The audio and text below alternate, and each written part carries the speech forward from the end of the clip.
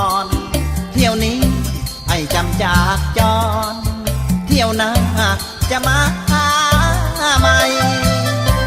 ชีวิตของอายโซเฟอร์โดยสารมันคือทานไก่แฟนด้วยความจำใจอายบ่อยากหนีแต่มีหน้าที่พาไป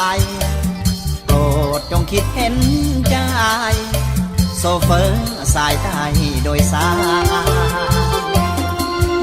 วางใจหนุ่มโดยสารสายใต้บอกเคยเปลี่ยนใจฮักเดียวฮักเจ้าด้วยใจถ้าให้ลวงตัวขอให้อายมีอันเป็นไปนี่คือสัญญาหวางใจจากชายผูกหมายหาจริงยามโดยสารเขื่อนจากบ้านน้ำพรใจอายสุดอาวรณ์เกิดสังห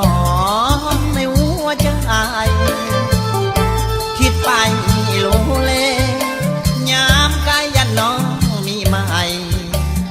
นี่แหละความห่วงใยจากหนุ่มสายใต้โดยสาร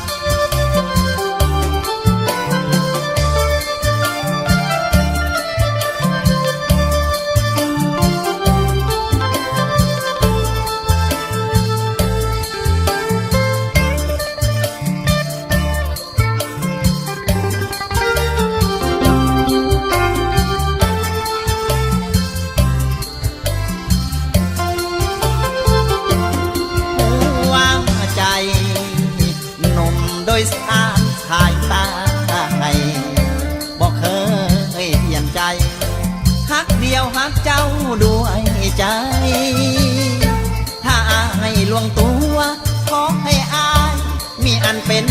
ไปนี่คือสัญญาหวางใจ